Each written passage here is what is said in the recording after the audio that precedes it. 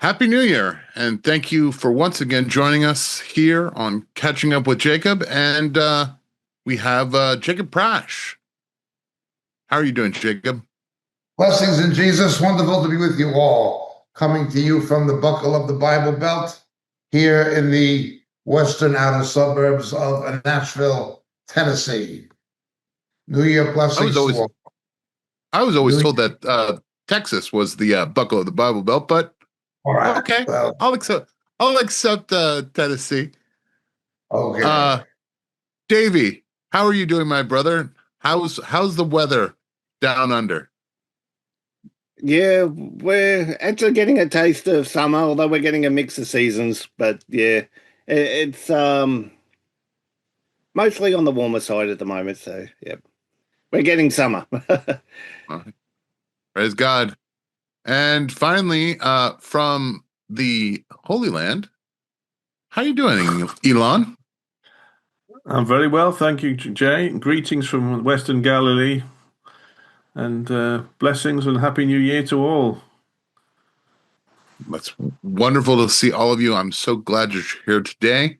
Wanted to talk a little bit about why this time is different. We want to thank all of you who have already watched the film.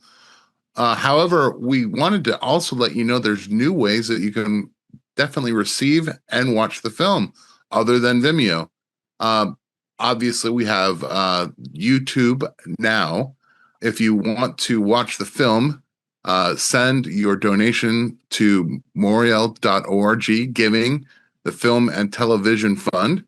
And Mia will send me an email, and we will email a private link out to you that you can watch the film on YouTube. Second, if you want a physical copy right now, we've also started to sell USBs with the movie. So if you want to have a copy to give to someone else, please go again to moriel.org, go to the web store, and you will see why this time is different. And we will send out a USB. I will be working very soon with Moriel UK so that they have the ability to make versions on USB in the UK as well. So many different options.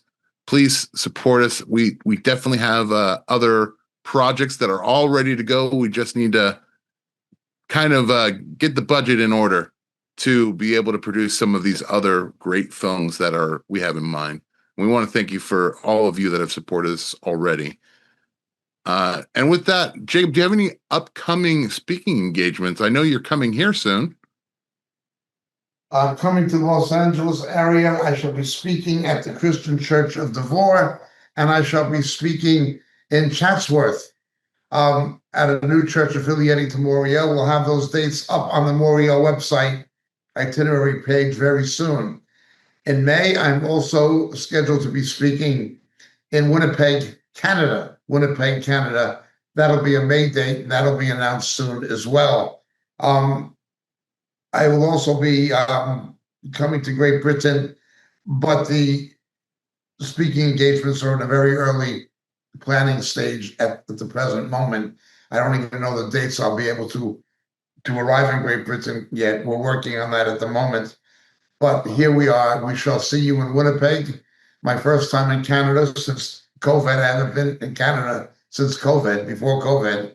And of course, within the next few weeks, we shall be in the Los Angeles area, in San Bernardino, Devore, and then we shall be up in the San Fernando Valley, just north of LA, coming up in the next less than 2 weeks. Are they gonna let you out of Canada once you get there, Jacob? Yeah, that's a good question. Yeah, good question. I'd be a little bit. Never I'm mind. not sure if Barney would want to let me in. Yeah. There's yet another difference. Davey, can you talk a little bit other than the USB for why this time is different? Talk about some of the other USBs that are now available on in not only Moriel Australia but Moriel US and UK. Yep. Currently, we have the quintessential Quintana, which has about 700, just over 700 of Marco's teachings. We have the Jumpstart with Jacob, which has got about 318 teachings of Jacob's from more recent years. And we have the whole Enchilada, which is a series of older teachings. All are available at present. Hopefully by about March or April, we'll have an update to Jacob's teachings and an update to Marco's teachings. If you order them, then we'll probably be able to put them all on the one. Like if you order Jacob's, we'll probably be able to give you an updated one with Jacob's rather than ordering the two. We've got to discuss that yet, but yeah, if you after them, simply go to, if you're in the UK, simply go to the Moriel UK store, which I think is morielministriesuk.org for memory. They are on the Moriel US site, and except for the quintessential Quintana isn't, but they do have it. So just simply email Mia or email the store or email me at Davy, Davy Rosengreen@gmail.com, and we'll be able to help you out there. Yes. Thank you so much, David. And with that, let's get caught up. Jacob, in the streets in Iran, we have many things boiling over. We have slogans, we have speeches, we have people who can't afford food. They don't trust the currency anymore, and they don't have water. This is an economic collapse that is really making Iran and their government real. The scarcity is no longer theoretical. It's a lived reality. Chronic mismanagement, drought, and bad infrastructure has left the entire regions of Iran facing water shortages. Jacob, why don't you fill us in on your take with what's going on in Iran, and then also President Trump weighing in as well. I was in Israel in 1979 when the Shah fell. The Shah fell from power. It demonstrated the weakness, basically the lack of resolve and the incompetence of course, the Carter administration. Carter was seen by both the Soviets, as it was then, and by the radical Muslims of Iran as a very weak president, which he was. Inflation was out of control, pushing 20% in the United States.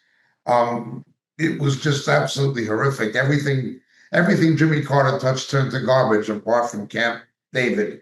That was his only success story. That was his legacy. Everything else he did was a disaster. And the Shah fell at that particular time. Most Iranians, however, did not know what they wanted. They just knew that they wanted to get rid of the Shah. Many Iranians did not even know who Ayatollah Khomeini was. The original plan was for Bani Sadr, an Iranian secularist, to assume power in lieu of the Shah when the Shah left the country and came to Egypt and then to the United States for medical treatment. In any event, Bani Sadr did not last. The Islamists backed the mullahs, deposed him, and the mullahs were supported strongly by the uneducated people of North Tehran, particularly, because the uneducated Muslims would follow the mullahs blindly. And the mullahs themselves, about 100,000 of them, were very uneducated. They just went by rhetoric, but people listened to them. Well, Ayatollah Khomeini, who'd been exiled in France, got power, and they automatically began a crackdown on Baha'is because they were seen as Israeli collaborators, and they were hated by the Shias because they believed the Bab, who was buried in Haifa, Israel, was the Mahdi. So they were hated by the Shias. Also, the crackdown on Zoroastrians, on Yazidis, on Iranian Christians, on anybody who was not a Shia fundamentalist. Tensions had already been there, going back to the Battle of Kabbalah in the early centuries of Islam with Sunnis and Shias.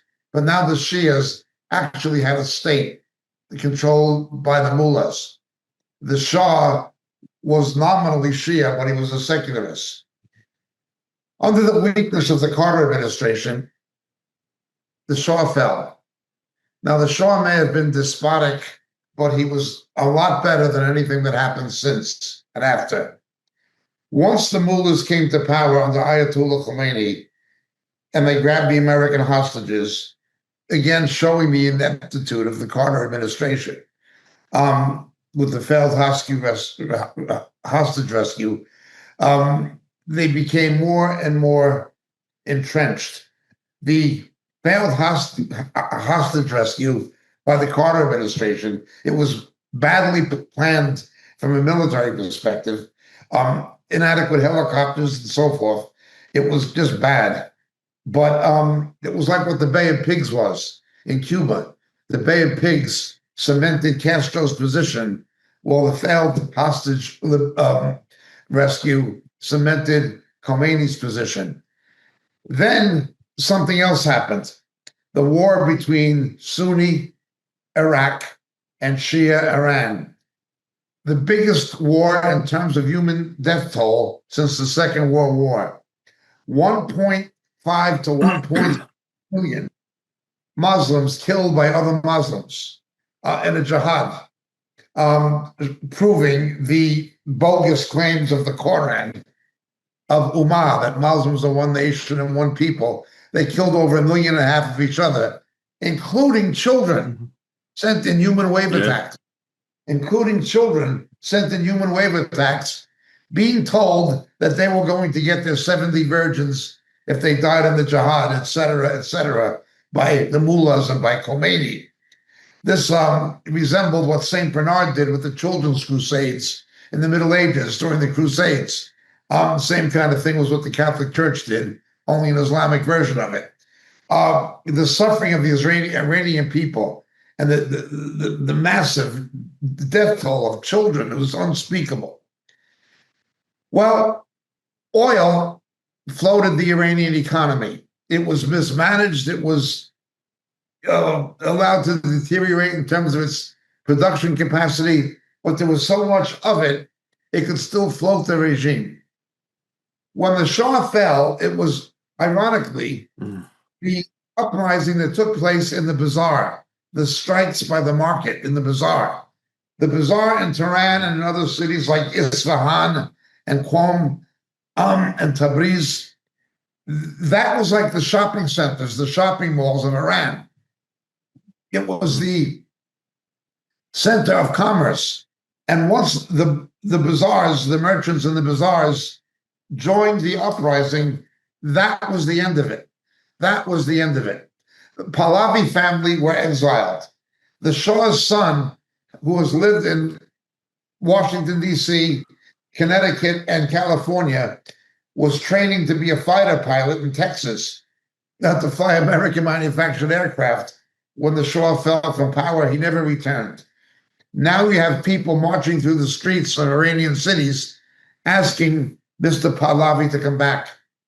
Now, the Pahlavis claim to be the peacock throne. They claim to be the descendants of Cyrus the Great, traditionally allies and friends of the Jews. The Shah was friendly to Israel. He provided most of Israel's oil. The oil was coming into Eilat from Iranian ports, from Karg Island and so forth. There is now a quest among secularists in Iran to restore not only the Pahlavi dynasty, the peacock throne of Cyrus the Great, but to make friends with Israel and America and the West. You have a large secular diaspora of Iranians outside of Iran who hate the mullahs. They're in England, they're in Canada, they're in Australia, they're in America, and quite a contingent of Iranian Jews who obviously left, who are in Israel and the United States primarily. So this is an uprising. It is not the first uprising. It is about the fourth uprising, but it's the second major one. The first major one took place during the Obama administration, but Obama was pro-Iranian terror. Famously, he did nothing. Yeah. He did absolutely nothing. He did absolutely nothing except unfreeze the frozen capital assets of the terrorist regime while they were sponsoring terror and killing Americans, Obama and Biden, between them, released $300 billion into the hands of radical Islamic terrorists and other money, but they tried to do surreptitiously and covertly. This was Barack Obama, a wholesale betrayal of America by Obama and Biden and their cronies. The corruption was unbelievable. Mr. Trump is different. Mr. Trump took out Soleimani, the chief of the senior commander of the Revolutionary Guards, and Mr. Trump, of course, took out the nuclear weapons development facilities that was underground with B-2 bombers that the Israelis could not do, only the Americans could do and did do under Mr. Trump. And now Mr. Trump is warning again. He is the opposite of what Biden and Obama did. Notice the mainstream media who hate Mr. Trump are underreporting what has happened and underreporting the successes that are taking place.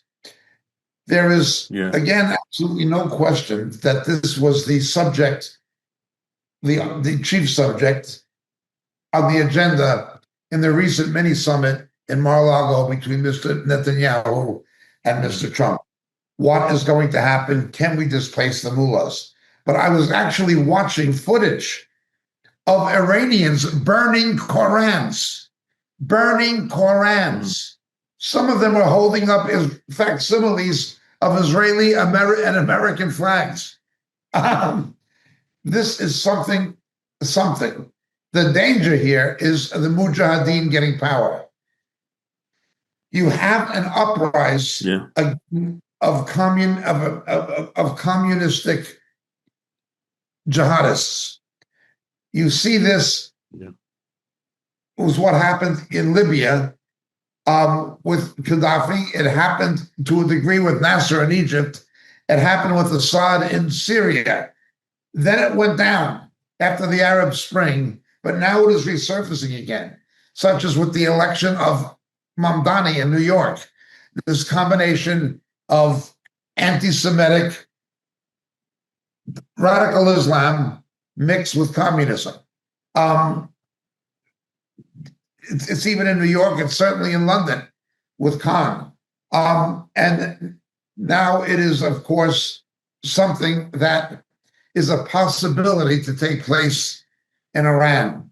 So even if the mullahs are overthrown, what replaces them may not be any better, providing they can keep power. But to see these riots and to see the Iranian Revolutionary Guard being rendered impotent in the streets, there is a desperate effort by Khomeini, not Khomeini, but Khomeini, to keep power. He's fled to Iran. And the person he's put in charge is the same person who put that down previous uprisings. Expect the possibility of a serious bloodbath. But even if the mullahs are deposed, we have to be careful that the Mujahideen do not get power again. Who are basically, again, they combine communism with radical Islam. This is something to be of some note.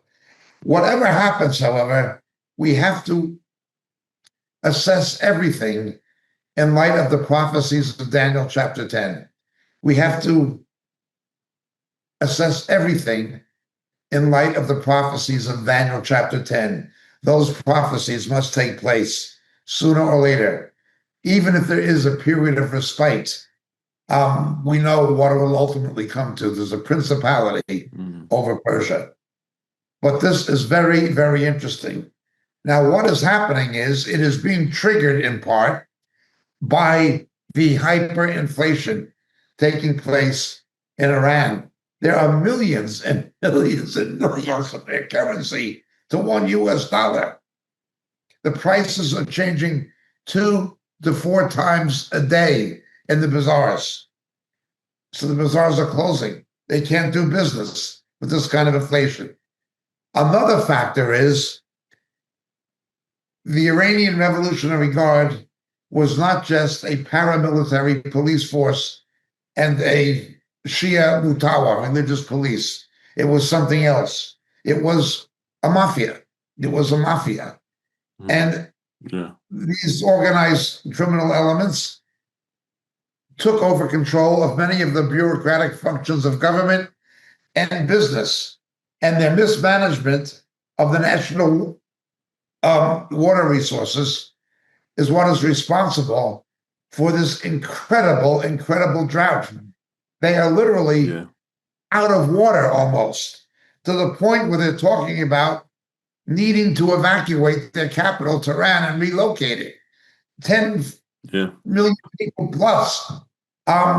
So it is a synergistic effect of the inflation, of the uprising of the secularists, backed by Mr. Trump and Mr. Netanyahu, and additionally, this water crisis, all happening at once. It is a perfect storm. Very, very interesting. Jacob, what does this have as far as ramifications outside of Iran? We know, what it's going to do for Israel, but are there any more geopolitical consequences to this meltdown in Iran? Absolutely. They're already castrated capacity to support Hezbollah and Hamas is a fait accompli because of the Israeli actions in Lebanon and in Gaza, and also combined American and Israeli and British actions in Yemen against the Houthis. Having said that, Azerbaijan and Armenia have moved into an anti-Putin camp. They had been more friendly to Putin. Now they've become more inimical to Putin, creating a geographical bloc along the west coast of the Caspian Sea. So there is no landline, no roads or rail system that can directly connect Putin's Russia with Iran anymore. Now, why is this important? Because the bulk of Russian drones being fired at Ukraine are manufactured in Iran.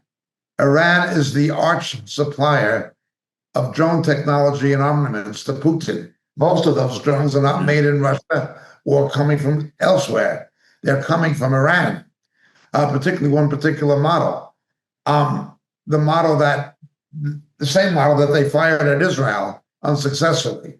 But they are supplying these things in large quantity to Mr. Putin, and they no longer can. It will affect the Ukraine because Mr. Putin will not have that access to those drones anymore. Can Russia retool its own industry to manufacture them? Perhaps, but how quickly is the question. It will definitely have an impact on Mr. Putin's ventures in the Ukraine. Jacob, last question, kind of. We know that desalination costs a lot of money and it takes actual investment by government to actually make it so that you have water. Israel is a perfect example of this. For the years, Iran has given billions of dollars for organizations to go against Israel. Do you think that what we're seeing here is kind of possibly a judgment? Rather than spending money on infrastructure for their people, they've been spending it to kill Jews. Do you think that possibly has part of it? Absolutely, but look at the reality.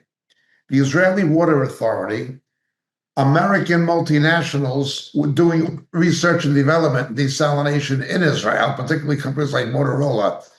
And then there was academic research at Bar-Ilan University in Israel. Between Israel and some of their American collaborators, Israel made desalination and water recycling more profitable or less expensive than it was. Mr. Netanyahu has already pointed out to the Iranians depose the regime, and we will help you get water.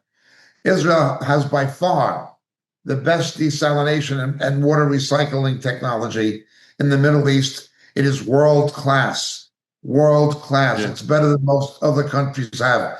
Maybe the United States in the Southwest, but that would be it. And a lot of the American technology was developed in Israel in collaboration with Israeli water engineers and scientists. The aquifer system has been depleted. So it's not just the lakes and dams and reservoirs, it's the aquifer system, which is causing topical damage to agricultural land. It has caused Lake Irma to basically evaporate, and it is saturated with salt dust that's blowing into the cities, particularly Iran, and causing respiratory disease on a large scale. It is a complete mess.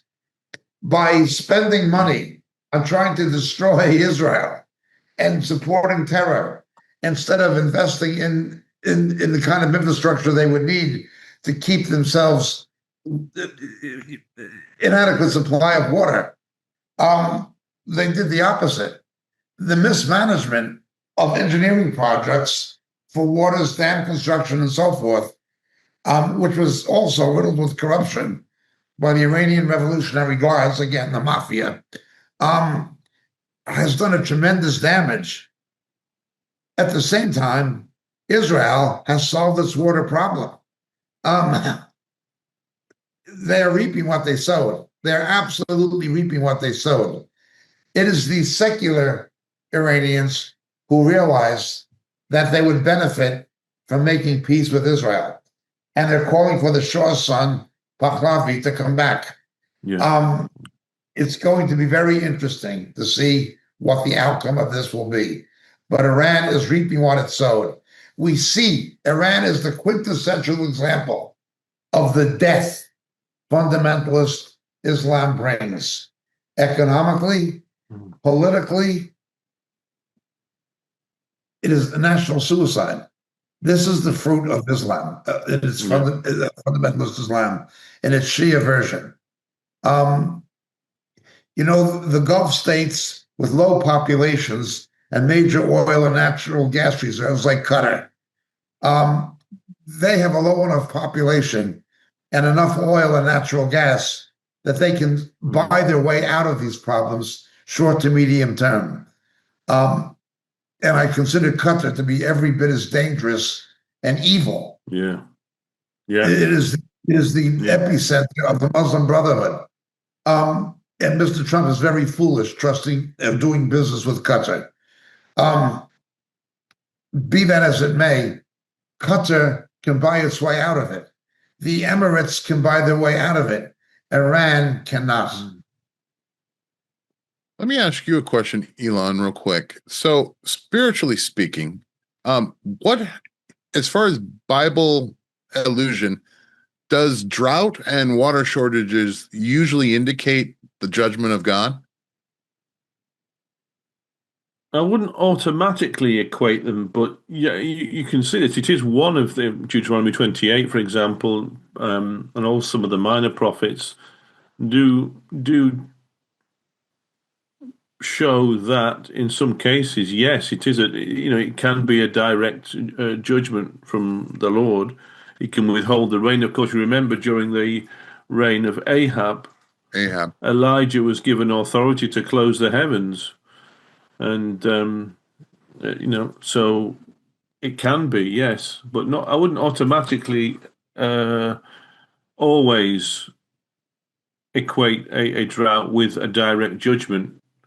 I mean, because, of course, we don't always have specific revelation from the Lord as to whether it is or not. But we're also living in a fallen creation where things go wrong because creation is under a curse as well. So, so there's two elements to it. But I would kind of think with something like Iran, where you've got wicked leaders who are given over to trying to destroy Israel, although they're just poking God in the eye in a sense. That they're in a situation like that, I would say largely, very probably, yes, it is a judgment. And I think also Britain as well, to some extent. You've got a very hostile, evil government. It's very hostile to the things of God and very hostile Yes. towards Israel.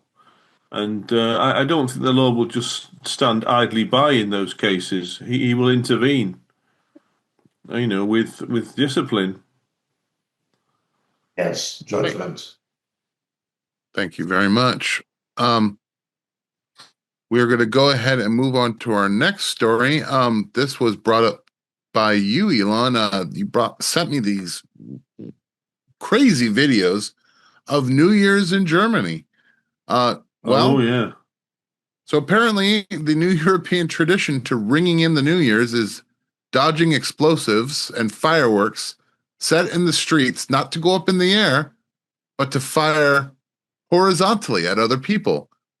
400 injured in Berlin alone, yet silence from the leadership of Germany, as if nothing happened.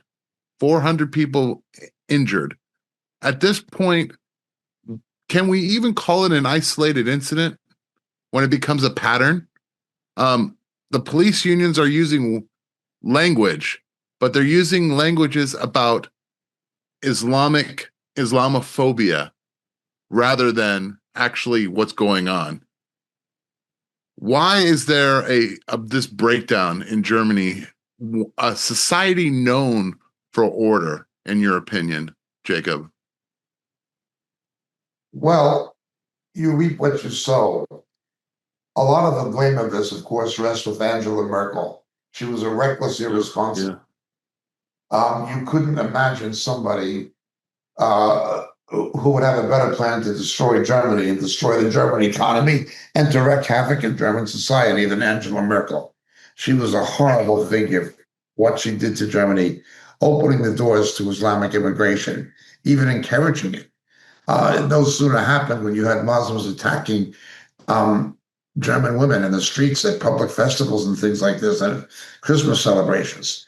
When you let barbarians into your country, they will behave like barbarians. The people who they let in, barbarians. These were heathen savages. These are Islamists. They hate the West. They only come to get what they can out of the West because they see it as jihad. They see it as demitude, that the infidel has to support them because they're Muslims, and the infidel are their slaves or their servants. They have no love or respect for Western pluralism or values. And Merkel just sold her country straight down the river. I would lay the blame for things like this at the feet of Angela Merkel. But also the Christian Democrats, the pseudo-conservative German equivalent of rhinos. They have taken the German patriots, alternative for Germany, and branded them as Nazis and racist extremists, which is, of course, a complete and utter lie. The real Nazis are the Islamo-Nazis, the Islamo-fascists. It is not people trying to defend their country from the Islamo-fascists, but you mislabel the patriots as the Nazis because they want to defend the country from the Nazis, whom Merkel has brought in and whom the pseudo-conservative Christian Democrats, the rhinos of Germany, have done nothing about, much the same as the Bush-Cheney dynasty pandered to the Saudi Arabians before, during, and after September 11th. The rhinos. That's what the Bush did, and that's what the Christian Democrats are doing in Germany. These people behave like barbarian savages. Now, I'm not saying that all Muslims are barbarian savages, but the majority of the immigrants who come to Western countries very much are barbarian savages. Davey, I want to ask you a question because, again, this kind of is a global issue. Right now, it's being treated that if you acknowledge the breakdown, it's treated as extremism and ignores the actual responsibility of the officials to provide safety is something. We just had the Bondi attack.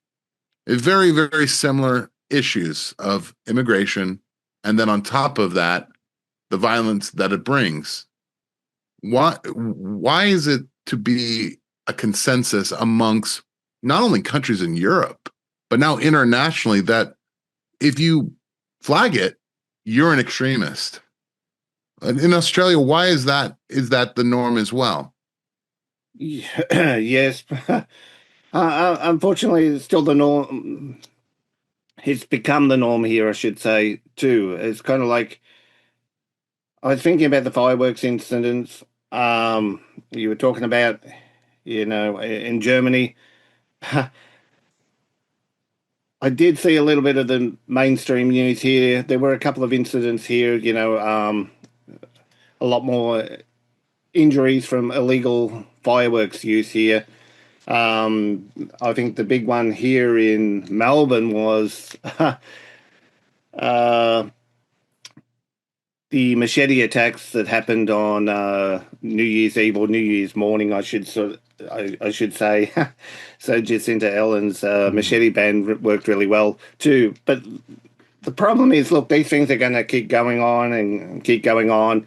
We had calls, I think it was New Year's Day, they need to crack down more on the machetes, they need to crack down more on the fireworks and all the rest of it, but they'll never, ever address the ideology behind what's going on, whether it's the antisemitism, the Bondi incident, whether it's machete attacks, they will never actually address the ideology behind it. Yeah. And as soon as anyone points it out, no, they're branded as Islamophobia, they're still going to push that narrative no matter what. It's crazy. I really hope we end up getting a royal commission here into what happened at Bondi. Hell, they keep saying, no, we don't need to do it, and to do one would be Islamophobic and all the rest of it. It's just, it's insane. It really is insane. Yeah. You compare actually what's going on in Iran with what's going on in the West. You mentioned they were actually holding up, Israeli and US flags and all the rest of it, where here in the West, they're kind of like they're burning our country's flags and stuff like that. Yep. What a world we live in. Well, these things are going to keep going on and continuing on until people actually call out the ideology for what it is. But that's not going to happen with the corrupt leaders and the corrupt media we've got at present, I'm afraid. I think I see a pattern here, Davey. They're going to outlaw machetes because of the Islamists. Then, because they don't have the machetes, there's going to be overgrown areas that are catch on fire. And then they're going to blame it on climate change so that, you have that full circle of left-wing thought. Well, the machete bans worked really well. It was kind of like they were praising themselves up on the back, late last year, how wonderful the machete ban, how well it worked and all the rest of it. And then we have, first thing in the new year, we have machete attacks. Now, I know for a fact, I know there was down near Geelong where they had the bins for people to turn in your machetes, put in your machetes. When they'd emptied that bin out, there was only one machete in that bin. And I actually know the person who put that machete in there. So, and, it was kind of, the person who put it in didn't need to hand it in. The people the criminals are never going to hand that stuff in. This sort of stuff doesn't work, ban the car, ban the gun, guns kill people, cars kill people. So you're going to ban cars too, it's the person behind the gun. It's the person driving the car. It's the person behind the machete. You've got to address the ideology. Otherwise, things are never going to change. If you would have asked me who is the person most responsible for the Bondi attacks, I would say 2 words: Penny Wong. Yeah. Well, one thing, Jacob, I'll give her a little bit more credit. I totally agree with you, but I'll give her a little bit more credit than Anthony Albanese, because at least Okay. she wasn't repentant. She wasn't repentant, but she did come out on national TV and basically said that she was sorry for what happened. And that was she went into kind of like hiding for a couple of weeks. She did visit the site once she got a kind of I'll say it this way, and I don't mean to offend anyone this way, but this is how it comes. She kind of got Mm. she went accompanied with a Holocaust survivor, some old guy in his 90s that she got. But she did that for optics. I believe she did that for optics. I don't think she did that out of anything genuine or sincere. But she's actually done more than Anthony Albanese. So I know what you're saying. I'm totally with you, but I would put Anthony Albanese higher up on the list than I would Penny Wong. Okay. At least she said she was sorry. Okay. Well, you being an Australian, I'll defer to you and your better judgments. Kind of following what we're talking about here, I'm going to read a headline that is very disturbing. That, again, thank you so much, Elon, for sharing this. This is from the BBC.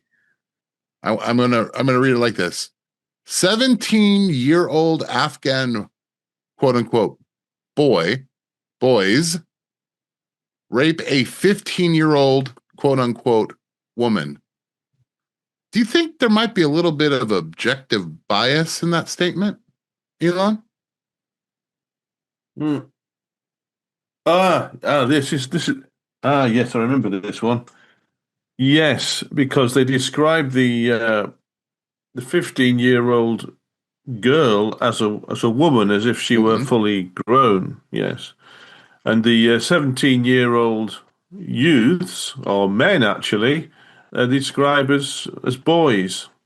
So that's select. So of course, both these terms are technically plausible, and you could say technically true, but it's selective language in order to make the rapists appear less responsible for their crimes.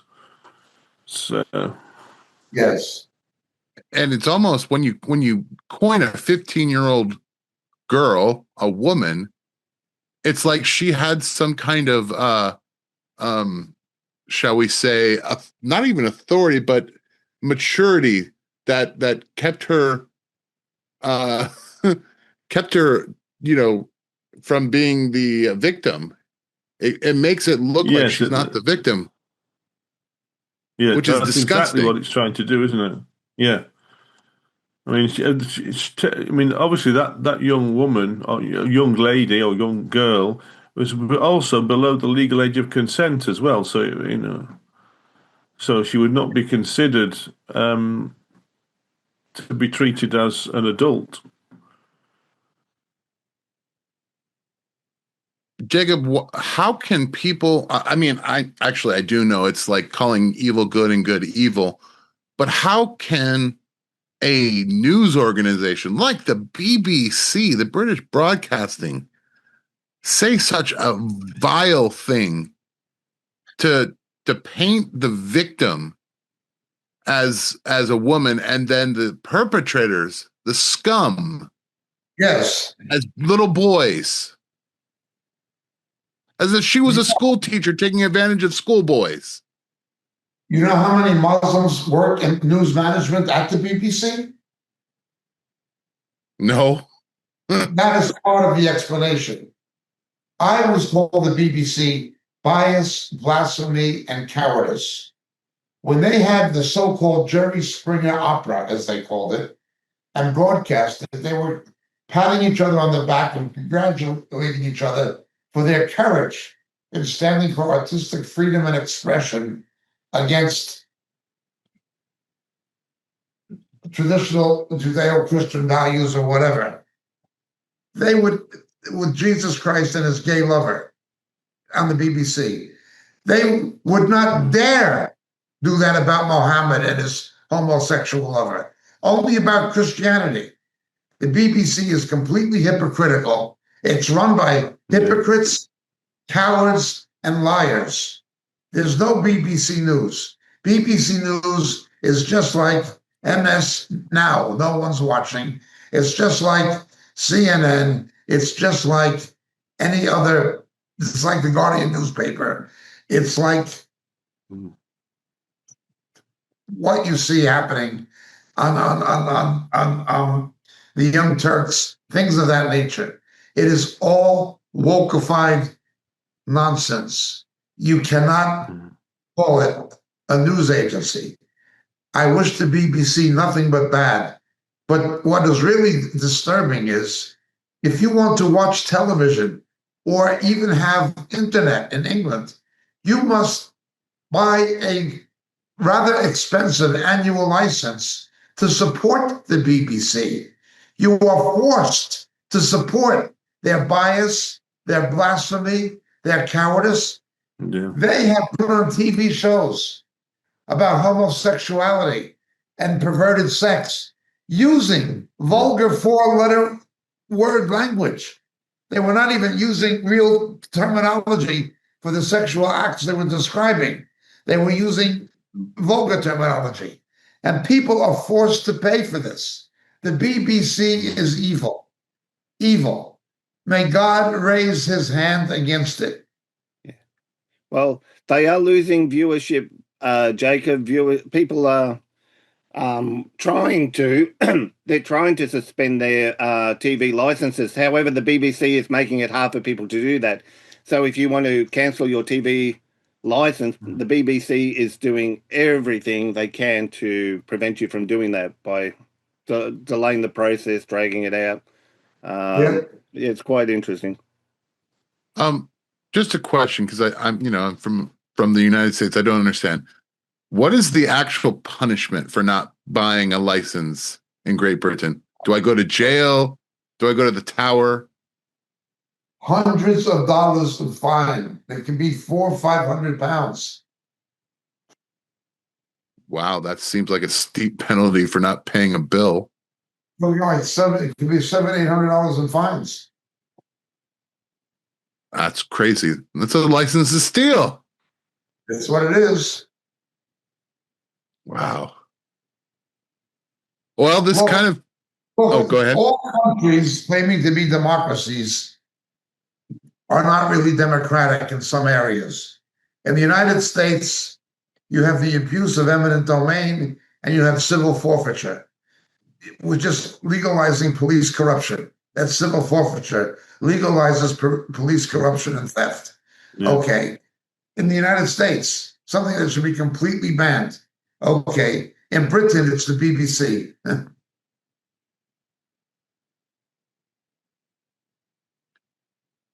This kind of feeds into our next story. This story didn't break because a journalist from a major organization like the BBC or CNN, this actually happened because a YouTuber by the name of Nick Shirley actually left his office, his home, and went and started to investigate the Somalian daycares or the leering centers, as they were spelled. As far as their sign, it said instead of learning, it was leering centers. Millions of dollars. Multiple people are now being investigated, and now Tim Walz and some of the actual Minnesota government is being called to hearings. Jacob, no one in the mainstream media wanted to touch this. We're seeing YouTubers having more investigative journalism than the mainstream media. What's going on here?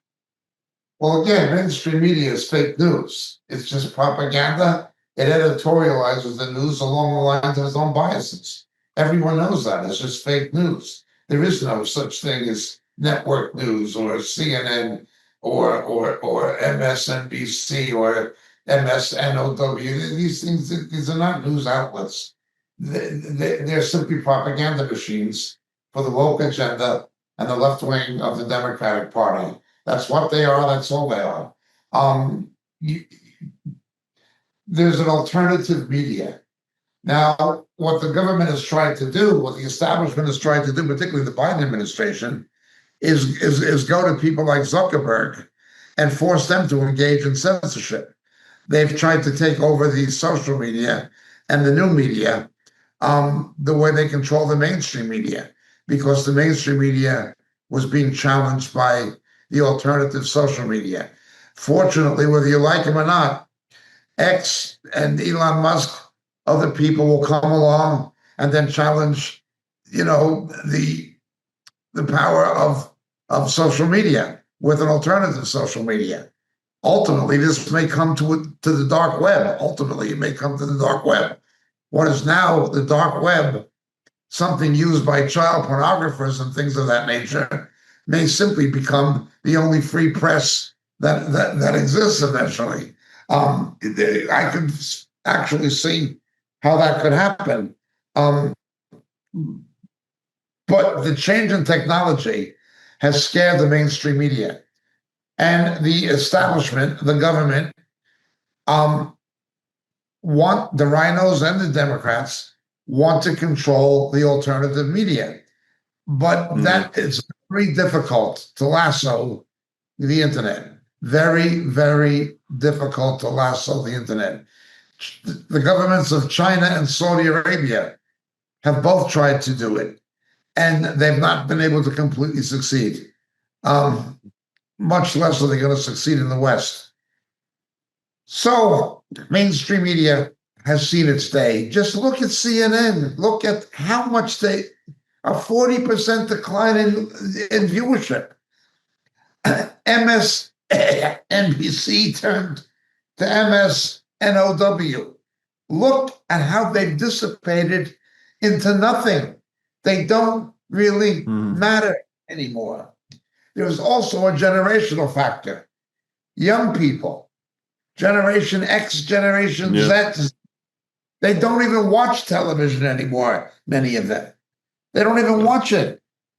It's something that's on its way out, and it is trying to defend what territory it has left.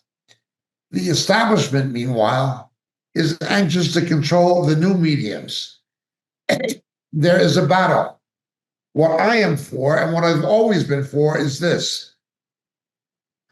Barack Obama ripped off the American taxpayer and the American people when he took the internet and gave it over to the control of the United Nations. Essentially, the American taxpayer paid for the development of internet. It belonged to them. No one person owns it. No one person can control it. What I'm in favor of is making it a public utility. Making these, if you want to access the internet, Alphabet and all of these companies, Facebook and so forth, you are a public utility, and you will be governed like a public utility, meaning the First Amendment applies. The First Amendment applies. The networks did not own the airwaves, the public did. So too, the internet is not owned by Zuckerberg or by Google.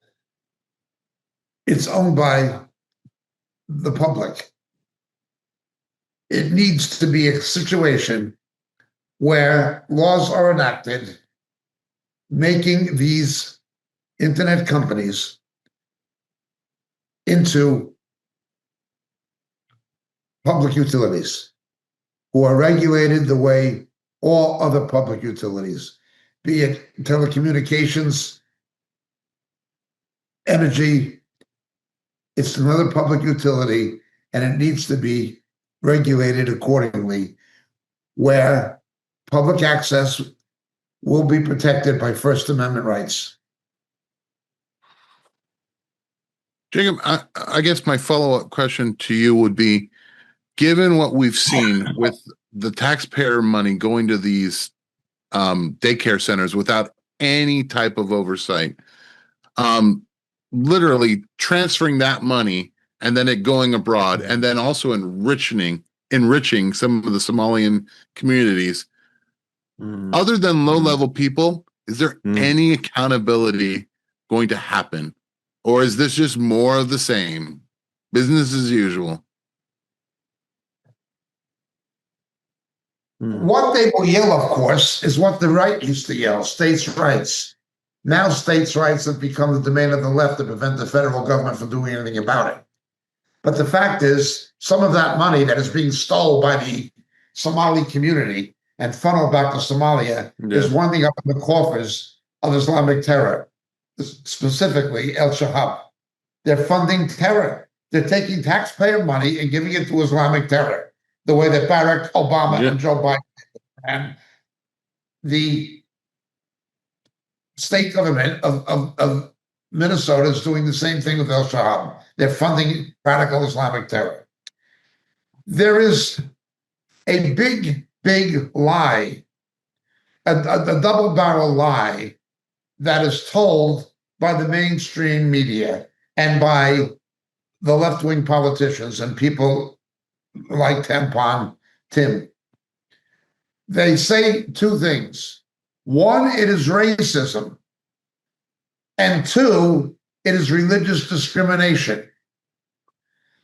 As for the charge of racism,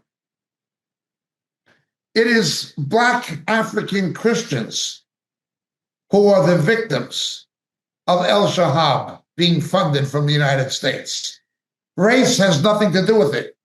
There was one filthy line affirmative action Afro-American left-wing professor who actually attacked Donald Trump for military intervention on behalf of the persecuted Christians in Nigeria, saying it was racist because he was bombing Muslims who were Black, ignoring the fact that he was saving the lives of Christians who were Black. That is how perverted and twisted the academic establishment and the mainstream media actually are. So that is the first lie, that it's racist. Race has nothing to do with it. The victims are of the same color and ethnicity. Secondly, religious freedom. Christianity is a religion. Judaism, Talmudic Judaism, Rabbinism, call it what you will, is a religion. Buddhism is a religion, or at least a philosophy, a quasi-religious philosophy. Hinduism is a religion. Sikhism is a religion.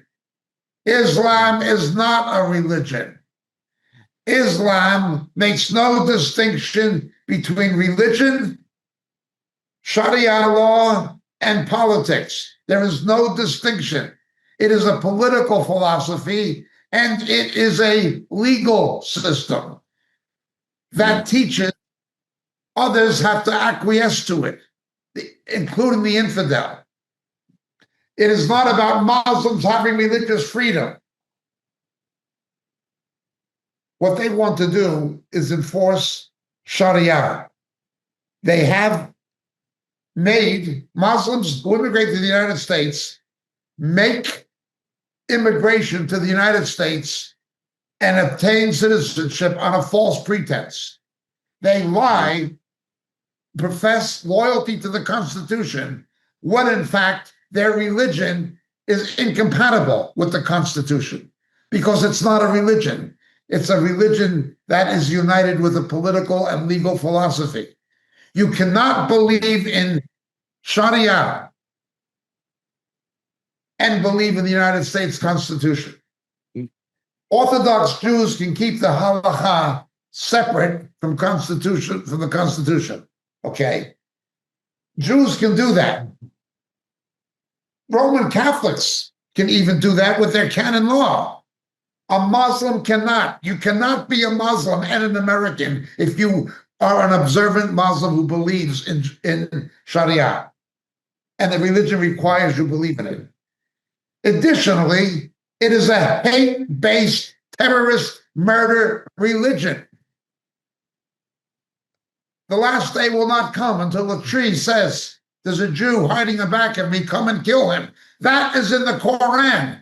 The Quran teaches Muslims to murder Jews. That's exactly what it says. Yeah. How can you allow such savage, demonized barbarians to come into your country? Ask George Bush, ask Barack Obama, ask Joe Biden. It is not about religious discrimination against somebody's religion.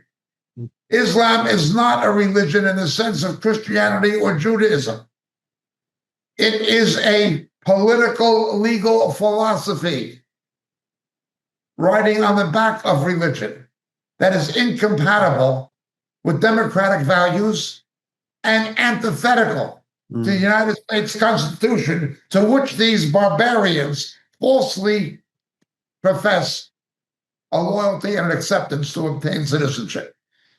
They need to be massively deported, not because of their religion, but because of what their religion teaches. They're anti-constitutionalist and anti-American by nature. They need to be denationalized and deported. They have immigrated to the United States on a false pretense.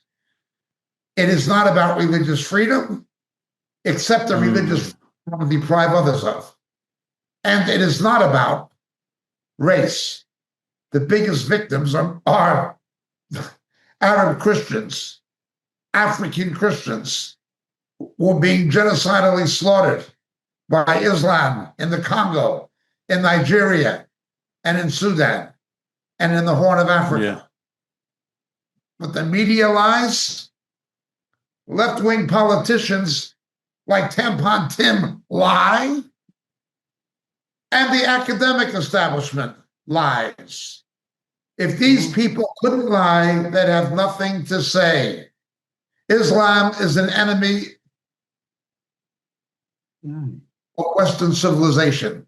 It is incompatible with our values of tolerance, pluralism, and democracy. Yeah. Real quick, from an outside perspective, Elon, when we look at this, it's an examination of, it seems that the American government, for some reason, will reward people who know how to fill out certain forms for grants, certain forms for assistance. But when it comes to actually giving the money, they will not take into consideration the reality of the services being provided. That's why you can go into one of these daycares and you'll find the facility, you'll find the place.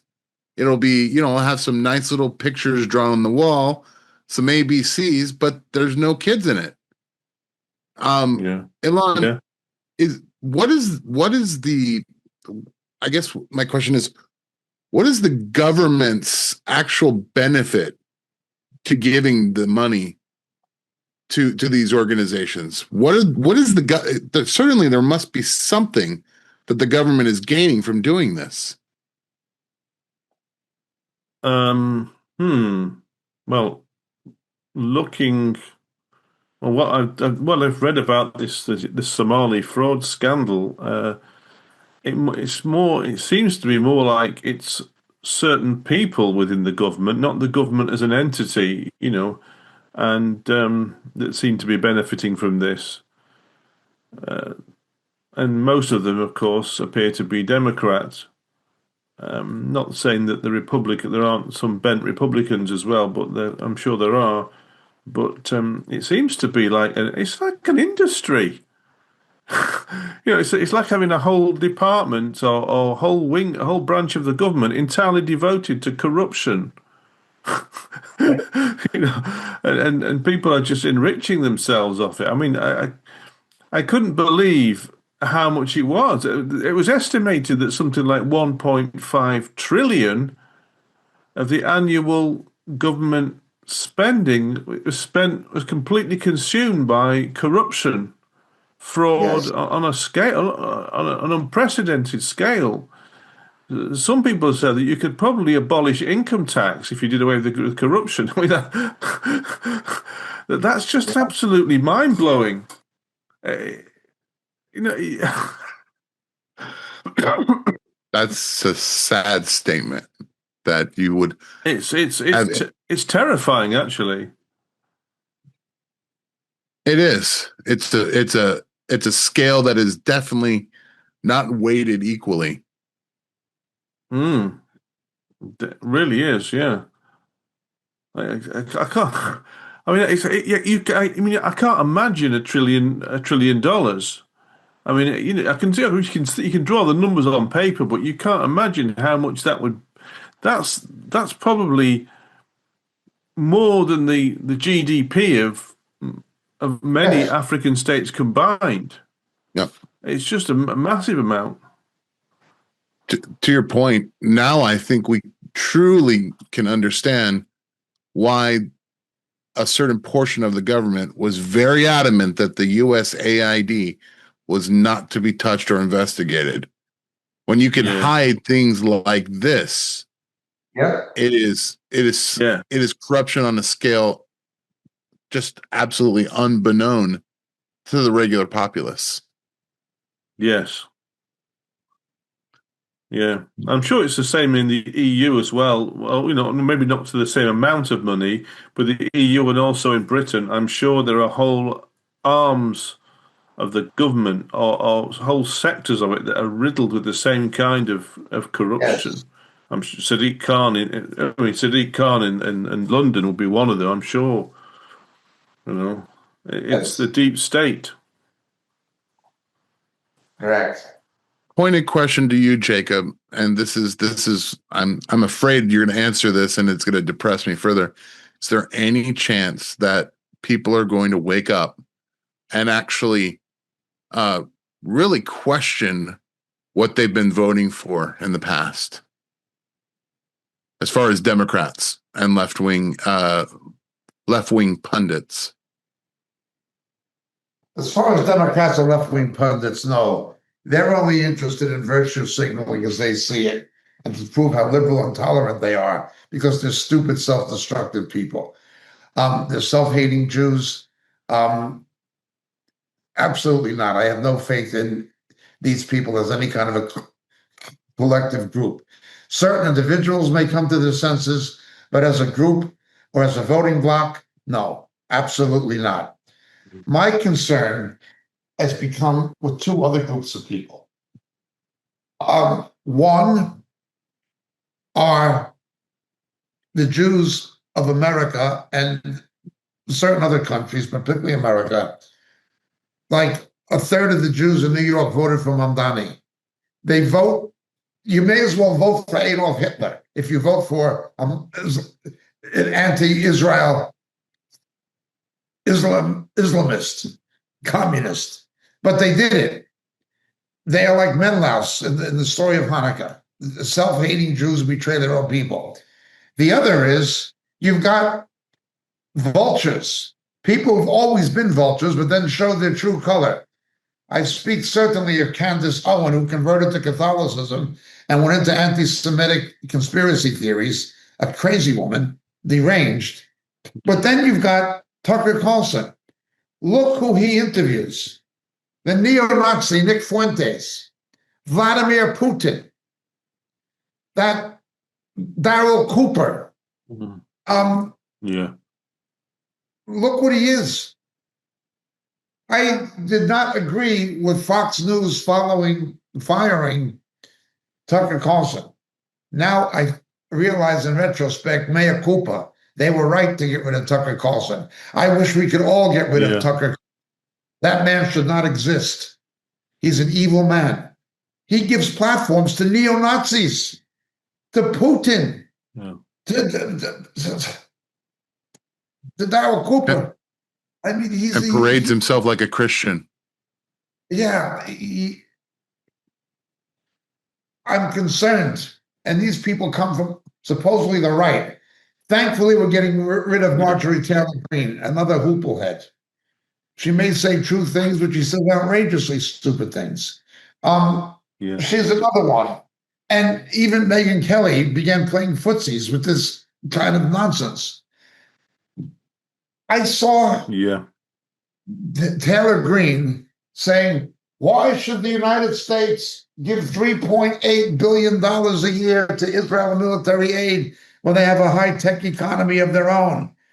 Okay. Who gets more American military aid? Does America spend more to defend Germany or Israel? Does America spend more to defend South Korea or Israel? Actually, they're equal. America spends $5.3 billion to defend Japan. Yet they pick on Israel. Well, there's a big difference between Israel and the others.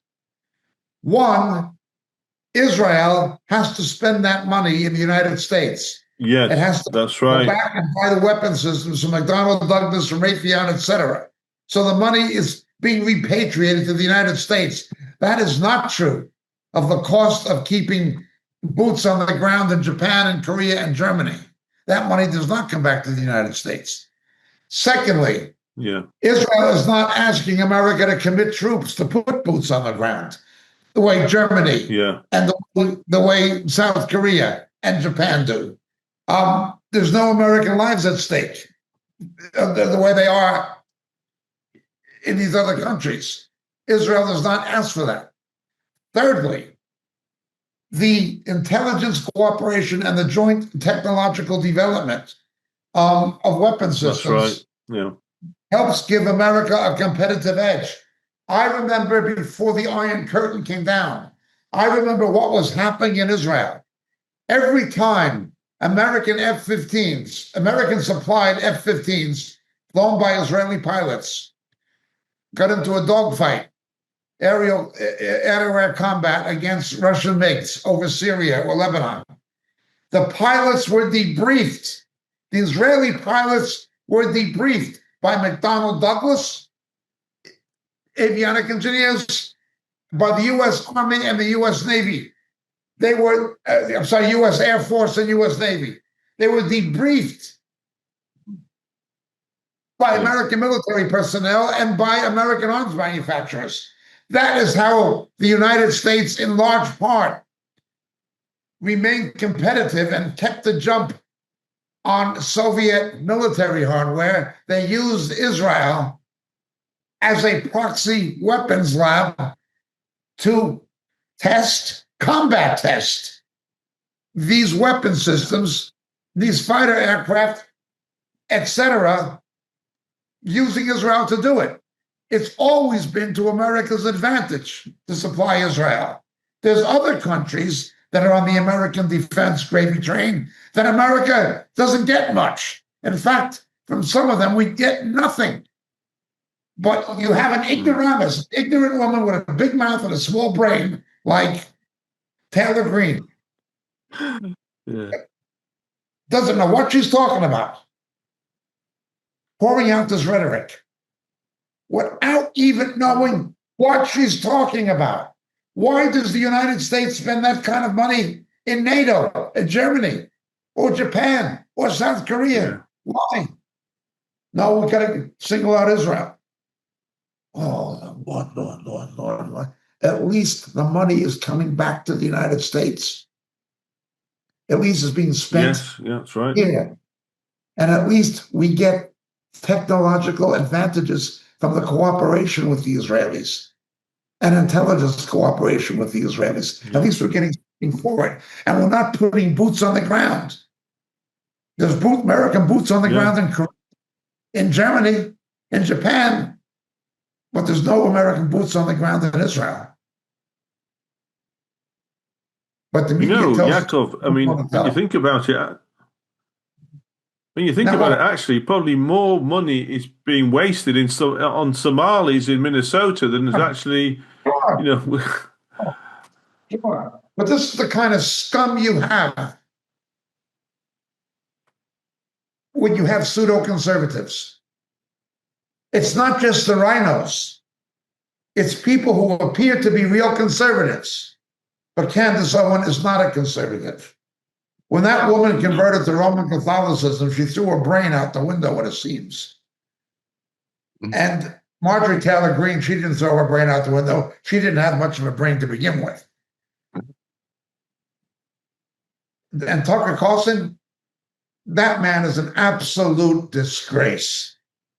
Giving platform to neo-Nazis and to Putin and to Cooper. He is a disgrace. Fortunately, Fox fired him. People should just boycott him and ignore him. Absolutely. We're going to move on to our next story. A few days ago, a major blackout in Moscow. Authorities and social media report indicate hundreds of thousands of residents were left without electricity and mobile communication for hours, with entire residential districts in darkness and emergency generators deployed. Locals officials cited a substation fire, while Moscow simultaneously blamed an enemy drone attack, highlighting a familiar fog between infrastructure failure and wartime narrative. According to Sergei Sabanyan, dozens of drones were intercepted, some in the Moscow region itself, forcing the airport to close. Jacob, let's talk a little bit. The war is still going on, as far as we know, and it's no longer up front in the news. It's no longer getting the headlines. But for Moscow to be hit by a drone attack and causing this kind of infrastructure damage, this is a new development, quite a development, actually. Yeah. You can close Sheremetyevo Airport in Moscow. I've been to Sheremetyevo Airport. And Putin claims one of his own homes were hit. So he claims, it's disputed, but that is his claim.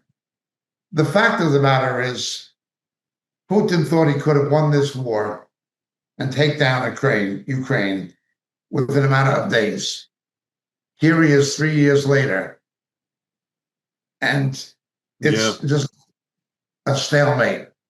It is a humiliation for Russia. Last year, 2025, 100,000 Russian casualties. 100,000.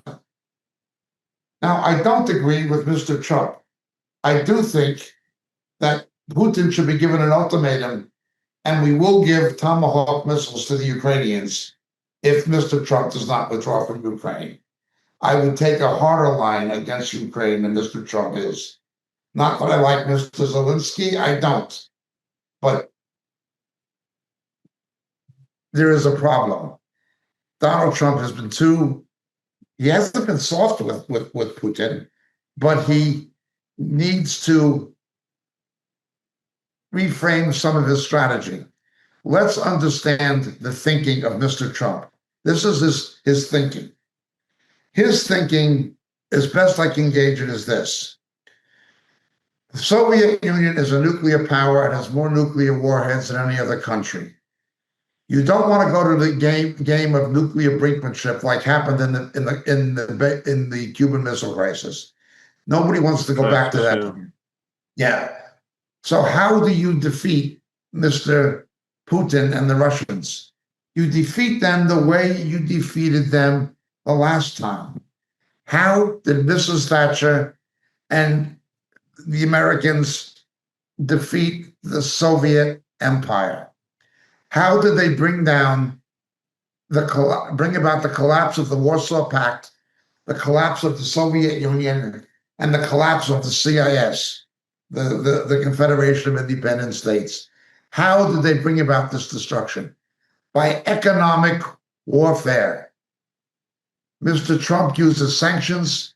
He uses this, including Russia, from the SWIFT banking system. He uses oil embargoes, things of this nature, and he increases oil and domestic oil and natural gas production in the United States to drive down the price of oil. So Mr. Putin is having problems selling the oil, and he's getting a lower and lower price for it. Mr. Trump's thinking is, we beat them the same way we beat them the last time. Don't go to nuclear brinkmanship. bring them down economically so they can't fund their war machine. Mr. Zelensky realizes this because he has hyper-targeted Russian oil refining capacity and Russian oil production. That is also economic warfare, or a combination of economic and military warfare. Mr. Trump does not want to go back to the edge of the abyss in a potential nuclear confrontation. He prefers to bring Putin down economically. He's not soft on Putin. He simply has what he considers to be a better and safer strategy for doing it. This is not to say the United States has not been supplying arms and money to the Ukrainians. It's provided more than any other European country. It's provided more than any European country. These people who are complaining the United States is not doing enough or he's pandering to Putin, no European country has given as much aid or military aid to the Ukraine as the United States. But Mr. Putin realizes the best strategy is the way America beat them the last time. You bankrupt them. That is what is happening. Yeah. Elon, let me ask you a question. Can the negotiations that are currently underway coexist with this kind of drone warfare that we're seeing? Is it a break of trust to deploy such warfare at a time when you're trying to actually negotiate a peace?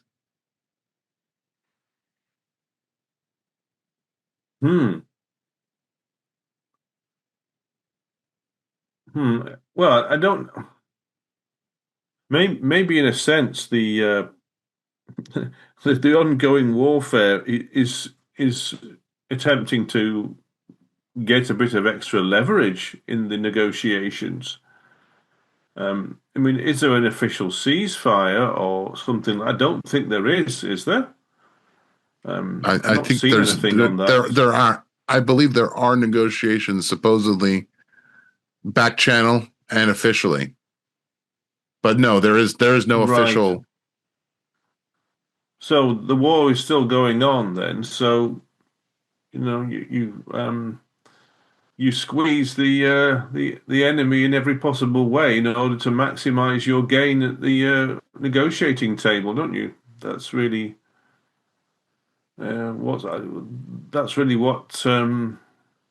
what's going on then, isn't it?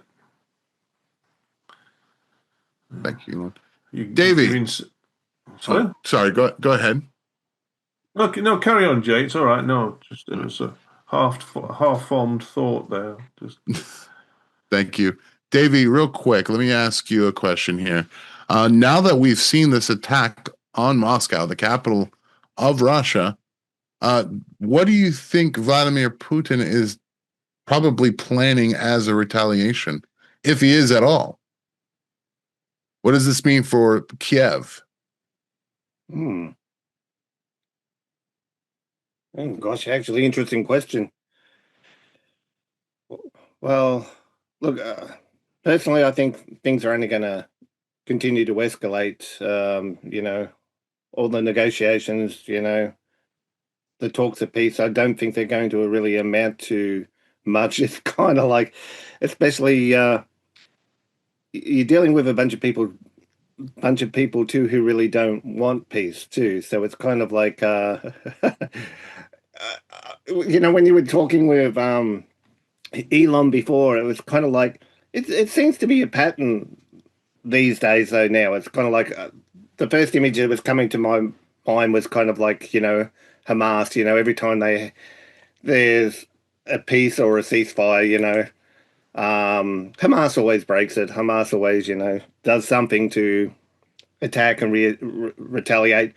When you got a lot of actors like this, their word really means nothing, and they're all basically acting in the character of Antichrist. So it's kind of like their word means nothing, and I think it's all kind of a reflection and a bit of a picture on the the ultimate one who's going to come and, break the covenant he's going to enforce. I think all those kind of things are reflections on that. We're seeing little microcosms of it happening everywhere, where their word means nothing, and and yet people buy into it all the time, and then it's kind of like, I'm not too sure what Putin's response is going to be, but I do believe there will be a response. I really don't think this is going to end anytime soon, put it that way. What he's likely to do is what he's always done.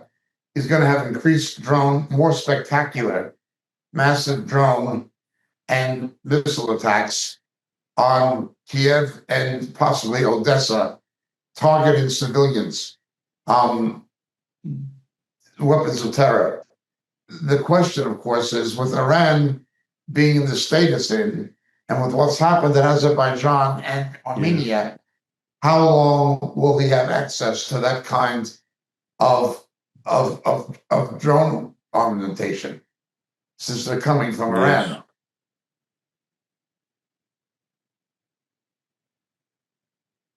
Jacob, Jacob, let me ask you a question, because this is actually something that was brought up by our viewers. I agree with you. I believe that Trump is treating this as an economic war, for sure. But given the United States, he's a businessman. That's how he fights. I understand that. But given that the U.S. is now $37 trillion in debt, our economy is not the best. Inflation is out of control. This economic warfare is having a serious actual impact on the United States economy as well as the Western and European powers. So how long can we sustain this? United States economy is, in terms of GDP, that's doing well. The problem is the deficits. The deficits is the problem. Yeah. And this has been the biggest failure of Mr. Trump in both his first and second administration, the failure to control the growing deficit. That is one of the things I don't like about him. What you're seeing is the following. The dollar is weakening. And if Mr. Trump gets rid of Powell from the Fed, interest rates will be cut further. Now, that makes imports more expensive. It makes exports more cheaper. It may help the balance of trade somewhat, but it's not going to help the deficit. And if there are imports that you cannot produce domestically, at least in the short term, that itself has an inflationary effect. It drives up prices of vital imports that you must import because the dollar has become so weak. It is the weakening dollar that troubles me. If the Russian ruble, the South African rand, the euro, if all of these other currencies were not weak themselves, I could see a risk to the dollar as the world currency reserve. It is not the strength of the American economy. It is the weakness of the other major economies that is keeping the dollar in the position that it's in. Mr. Trump is juggling. He needs to play a much better game than he's been playing. These deficits must be addressed, and he's not doing the things that he needs to address them. For one thing, there's over $3 trillion in Chinese debt that China owes the United States, plus interest, that Mr. Trump should just repay the American T-bills held by China with the debt China owes the United States. Here, we'll pay our debt off with the debt you owe. Now, that would take it down by $3 trillion in itself. Now, it's frightening when $3 trillion is only a small percentage of the overall debt. That's my point. Something has got to be done. It's not being done. Again, would I rather have Mr. Trump than Mr. Biden or Bimbo Harris or whatever? Well, of course I would. But am I content that he's going in the right direction on all fronts? No, I am absolutely not. He's wrong about Qatar. He's wrong about the deficit. And he's wrong about not balancing the impact of interest rates, prime rates, with the need to control and the value of the dollar. He's he's doing some things right, but he's not addressing the main problem. The only thing that's to America's advantage is China's in trouble. Germany's in trouble. France is in trouble. Russia's certainly in trouble. Now India is in trouble. South Africa is certainly in trouble. Canada is in trouble. It's just that the United States is not alone in its mess. That's the only thing. It's not being handled correctly. He's messing up with Qatar. He's messing up with the deficits. He really is. I would agree. And I think our earlier story is also showing a systematic pattern of how the economy is being destroyed. How can you seriously even talk about deficits and economic warfare when your own government is basically causing the shortfalls with the deficit?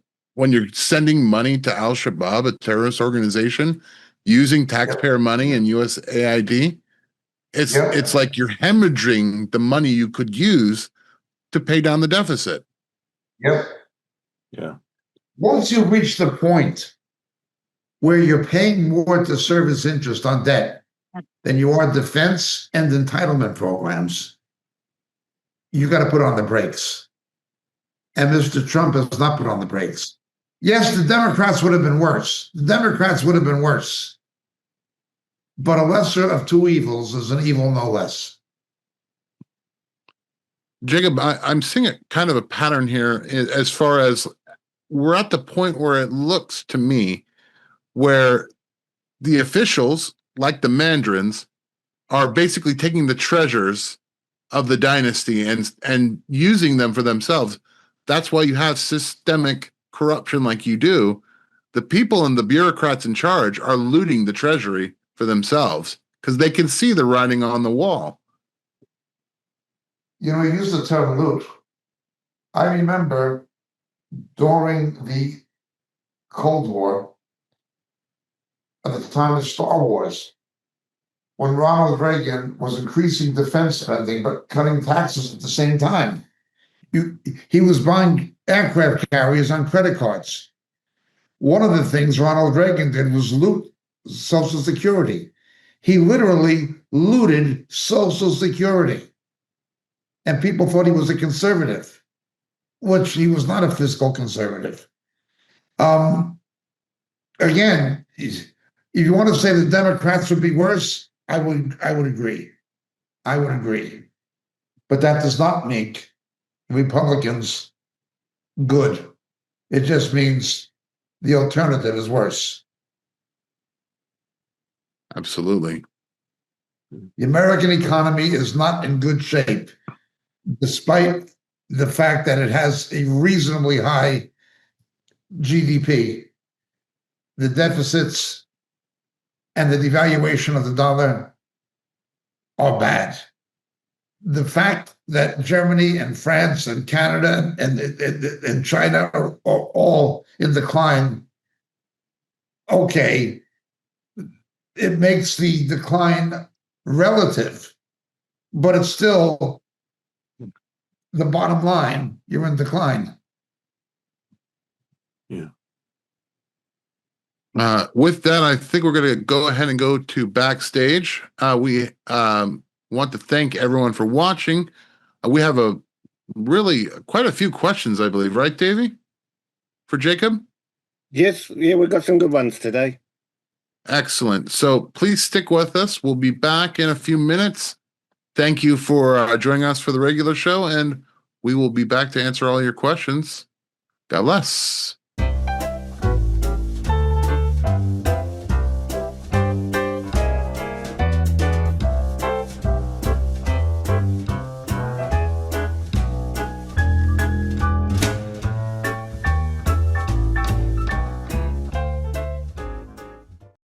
Welcome to Backstage, where we take your questions and give them to the panel, and hopefully we can come to some kind of answer for you. Today we have quite a few, so we want to thank all those that have given, and we'll start with this one. Jacob, the sexually violent stories of the angels inside Lot's house from Genesis 19, Yes. and the Levite and his concubine inside the old man's house from Judges 19 are almost identical. Is there a reason for this?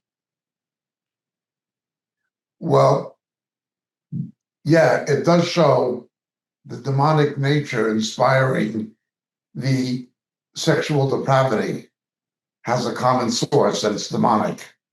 Okay.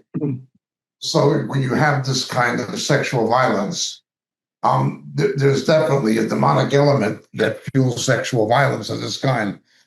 But there is a distinction. In the account of Lot, it's obviously of a homosexual nature, while what transpires in Judges is of a heterosexual nature. Additionally, there had to be a divine judgment on the tribe of Benjamin that almost would have disappeared had God not made provision at Shiloh to replenish the tribe when the virgins of Benjamin came up in the book of Judges, chapter 21. So although there are similarities, there are certainly differences. Now, there's also a typological meaning to the woman's body being hacked up, the body being decimated.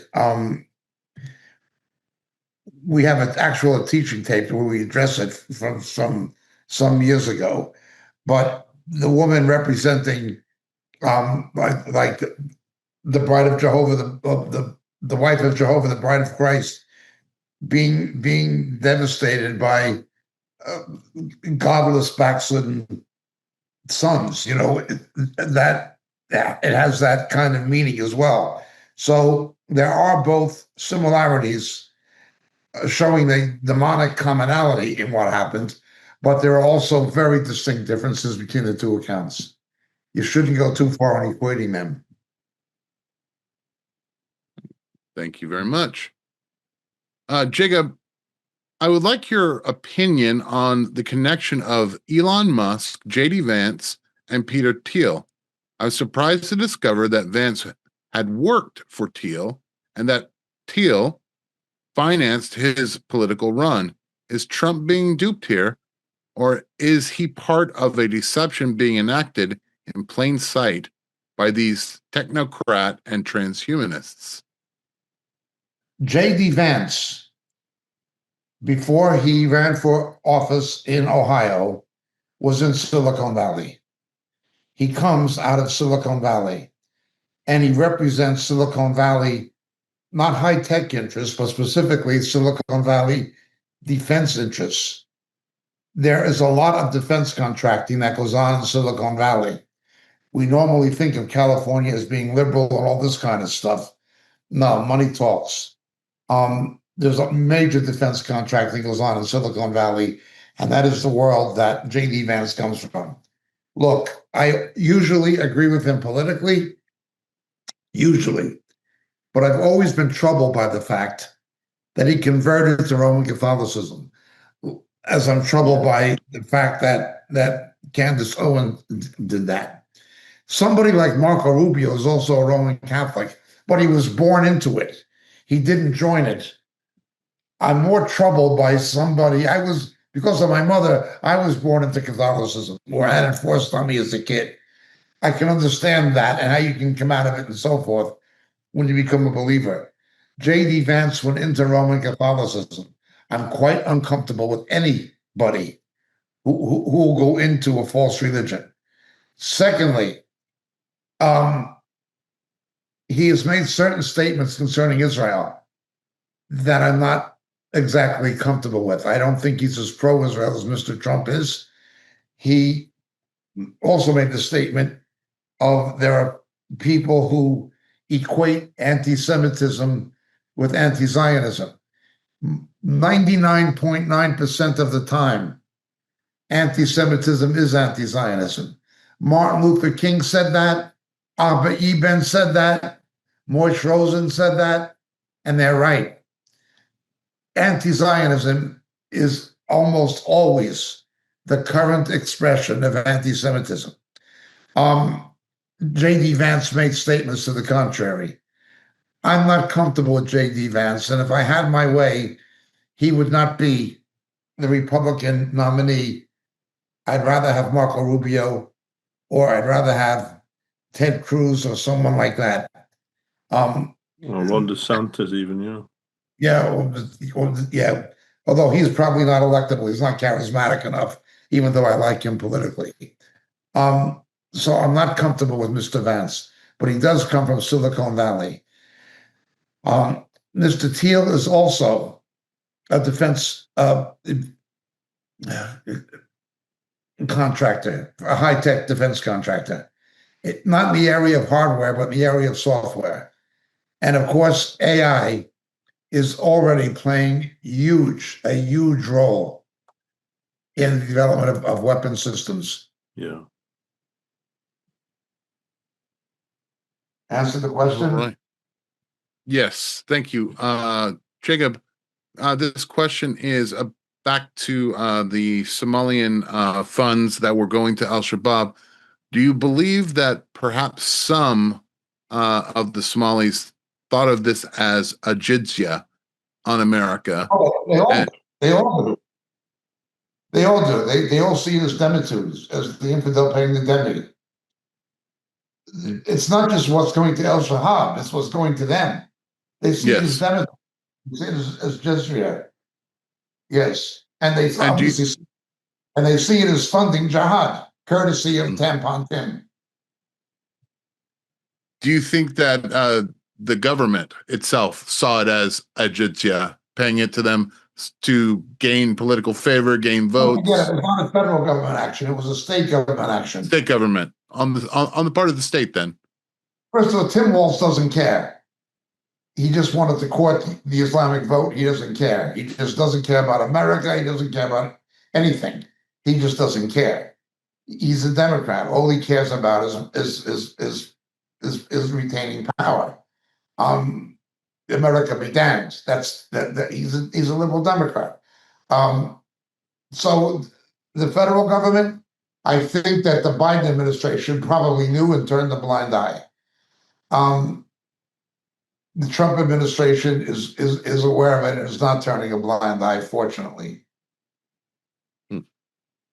Can they get Walz? That's the question. Walz needs to be removed from office. I'd like to see the man die in prison, but can they get Walz?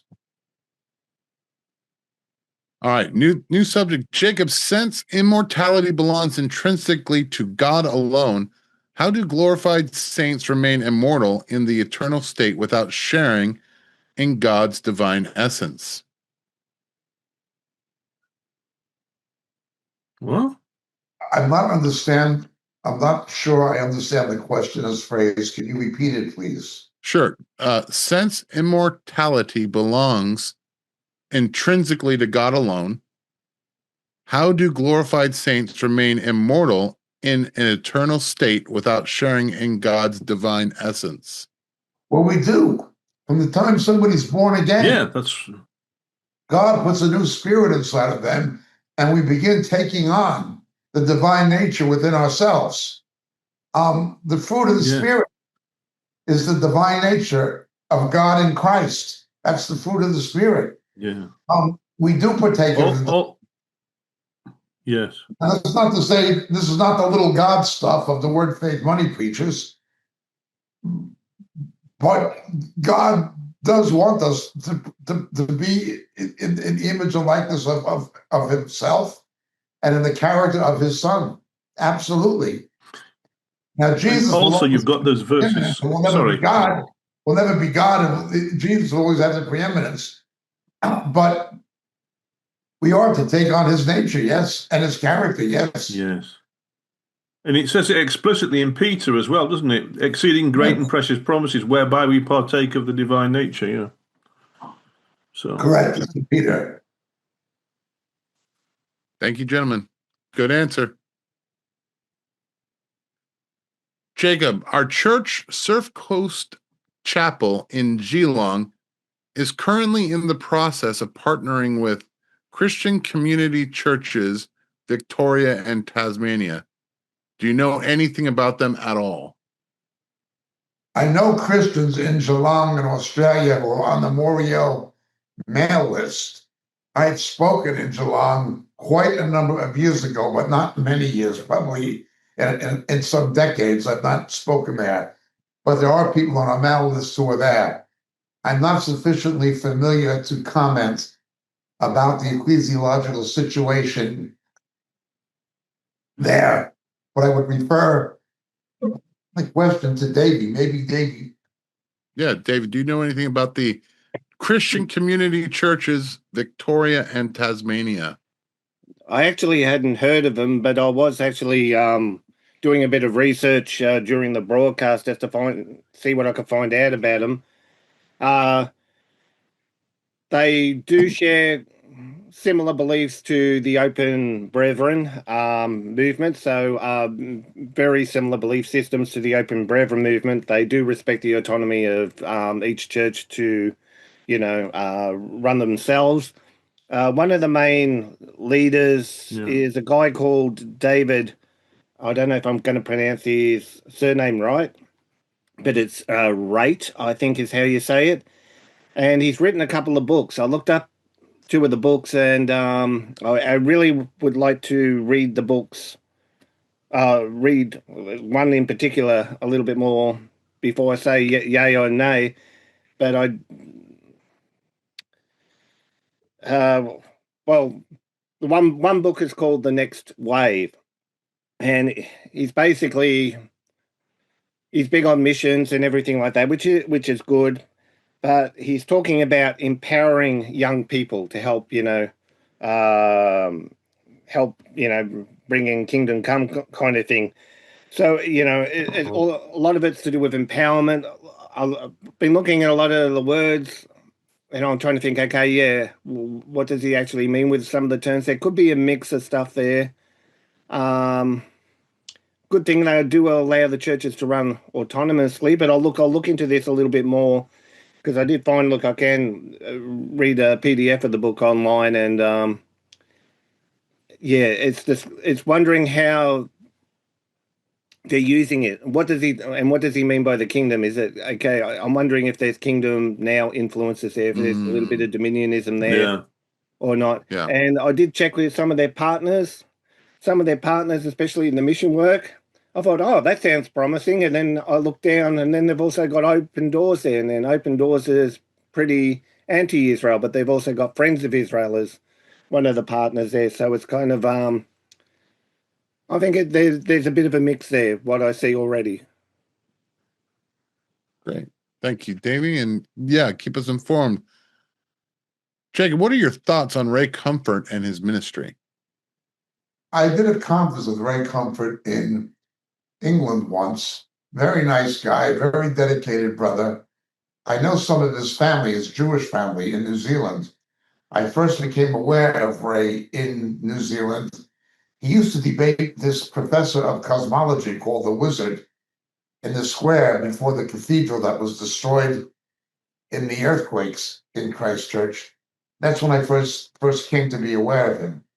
I think his recorded teaching, Hell's Best Kept Secret, is a masterpiece.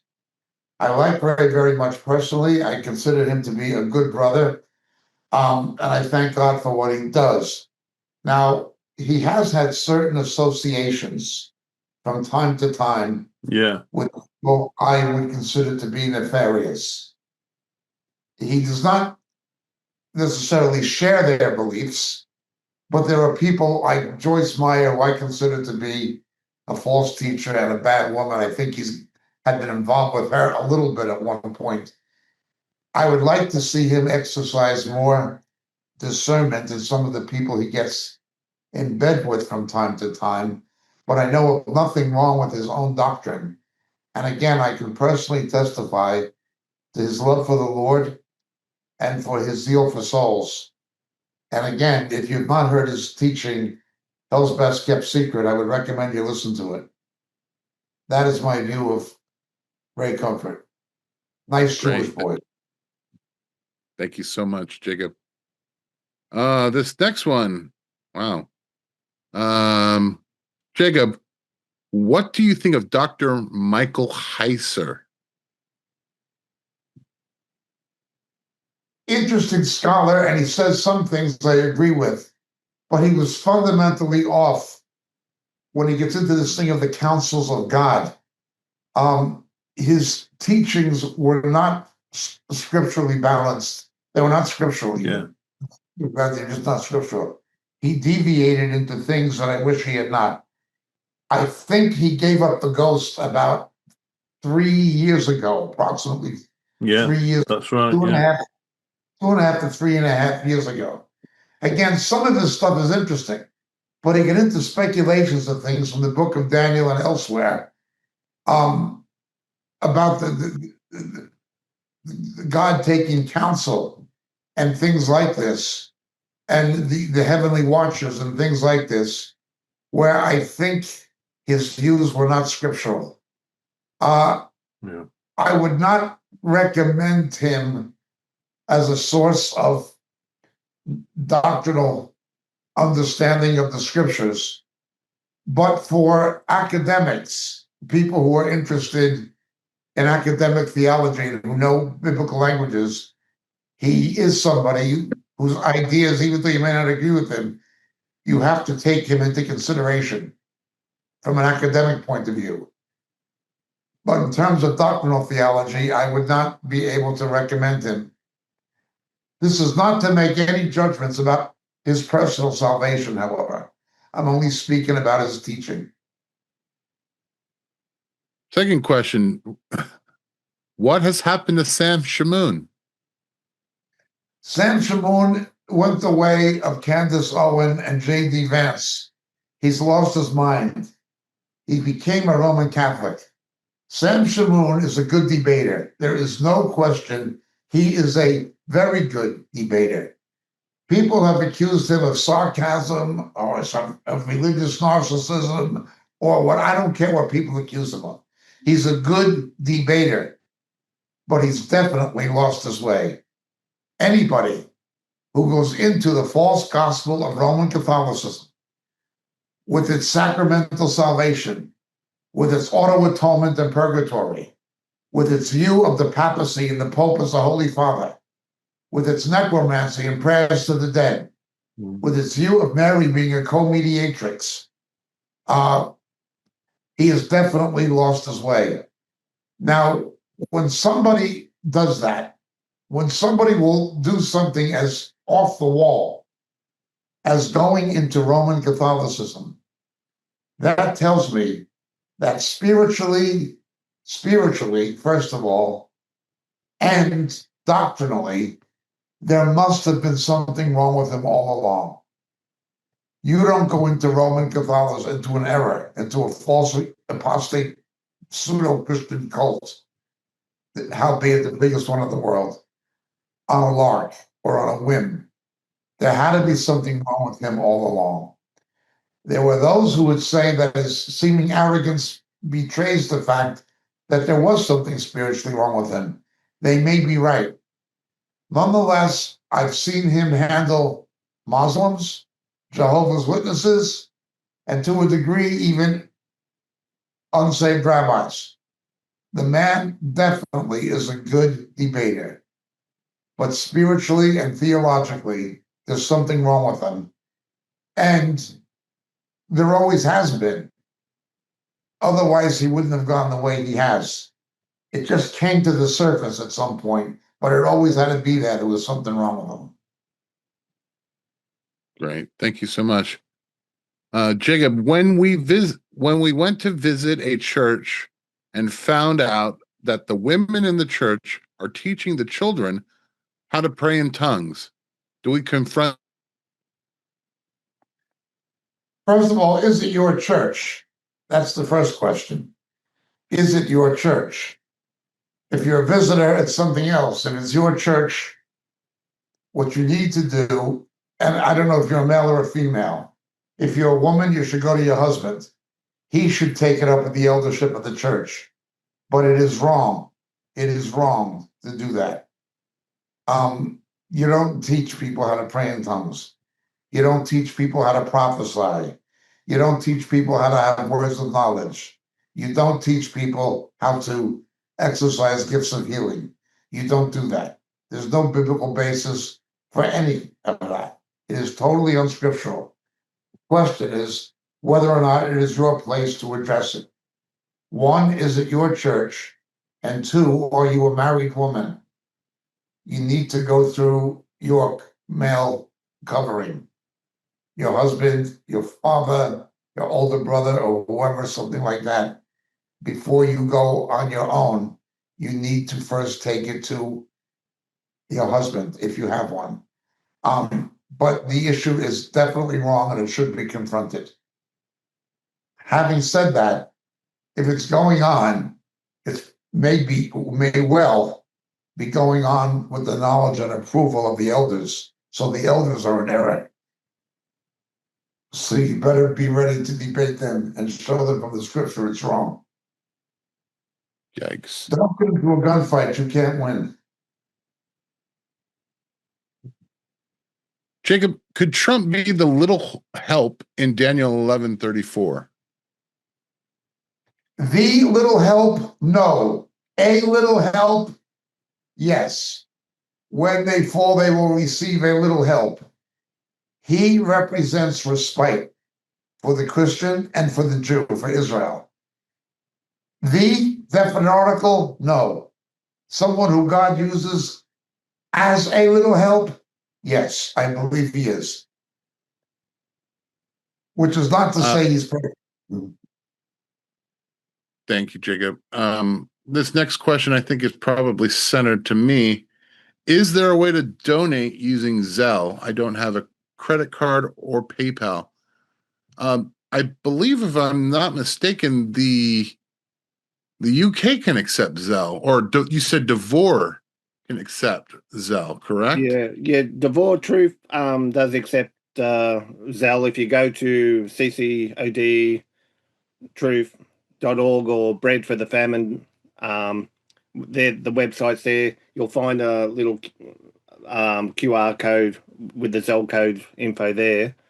But as far as I know in Montreal, US, I think it's only PayPal and Gab. Is it Gab Pay?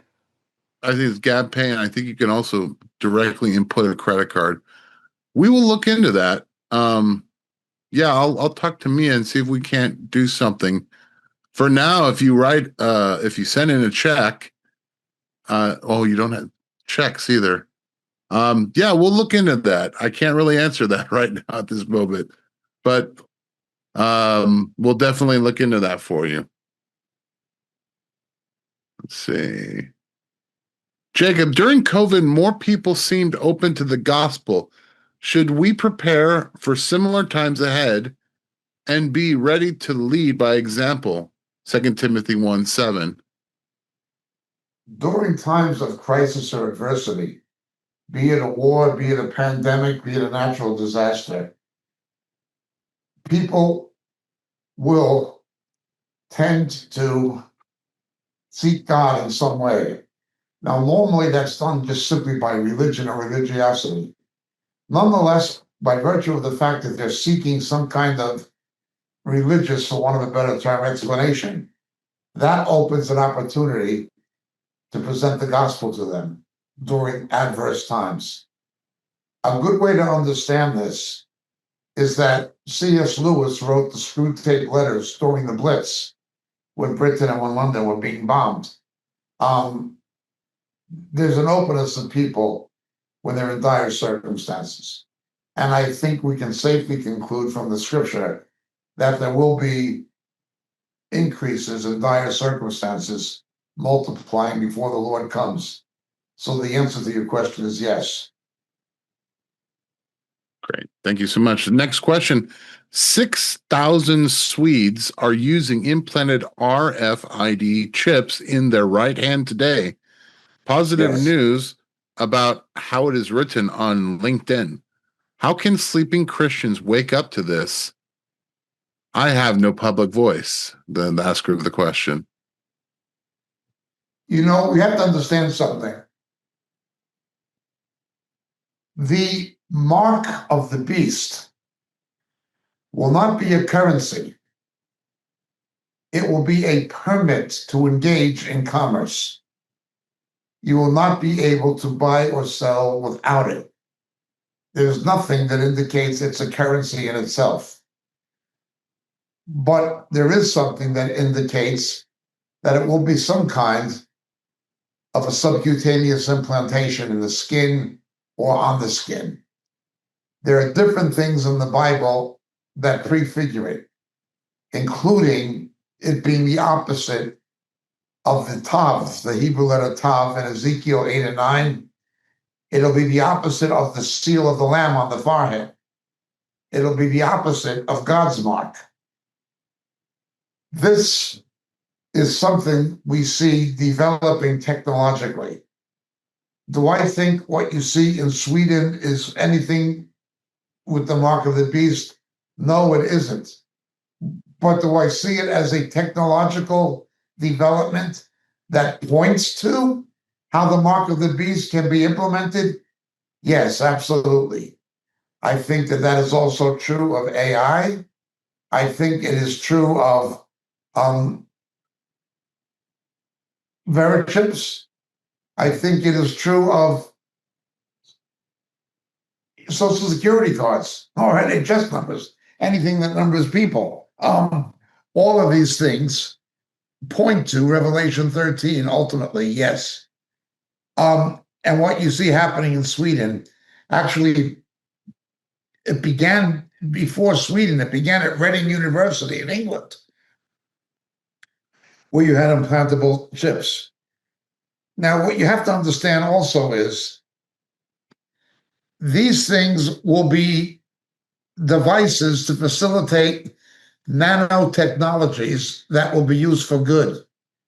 For instance, you'll have implantations of chips that will be nanoelectric light sensors to jump across a dead synapse in the crushed nerve tissue in the optical nerve to give a partial capacity to at least see light and vague images in blind people. Well, how can you argue with that? It's helping the blind to see. Or with the audio nerve with deaf people. These technologies, implantable microprocessing technologies, can be used for good. Also, to monitor insulin secretion, where you will not have to take pills or you will not have to take injections. You will simply have an implantable chip that will monitor monosodium glucose levels in blood, will monitor blood sugar levels. It'll be able to determine pancreatic function and on a microchip. And then you will have a stimulus to the pancreas to begin producing insulin. These technologies will initially be used for good, and people opposing it will be seen as standing in the way of medical science. But anything that can be used for good will ultimately be used for evil by fallen man. The problem, as always, is not the technology itself, but the technology in the hands of fallen man. But I would take note of what you see in Sweden as a step towards Revelation 13, even though it is not Revelation 13. And with that, our questions are done for this week. We will pick up the questions next week. Before I ask Jacob to close us out, I just want to remind everyone to please pray for the Christians in Iran. With the turmoil that's going on there, you can be sure that they will be targets.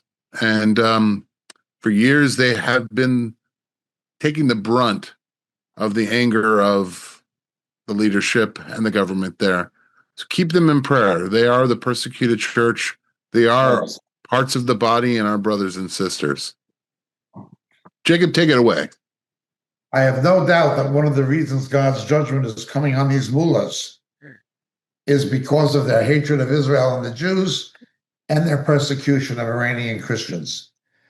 I came to be advised about a week ago, looking at our most recent statistics, except for Spain and Germany,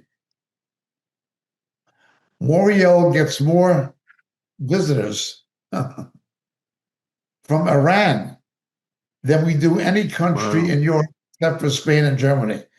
We have more people from Iran than from Holland, than from France, than from Italy. I'm not saying the numbers are massive, but we get more people from Iran than we do from most European countries.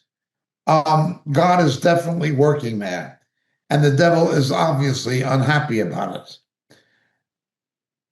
There are places now in the Middle East, particularly Egypt and Iran, where the churches are growing by people getting saved. It's early days yet. The numbers are relatively small, but they're a lot bigger than they used to be.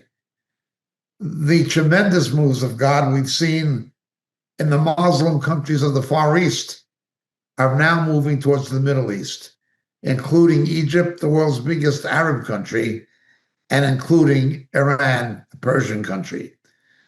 So yes, we need to remember our brethren in Iran. They have to go through the same difficulties with the water shortages and the hyperinflation as the rest of the Iranians, plus the hatred leveled against them by the mullahs and the jihadists. Yeah. Heavenly Father, we bring our brethren in Iran before you. We know they've been persecuted, but we know you know every one of them. You call them by name, for they are yours.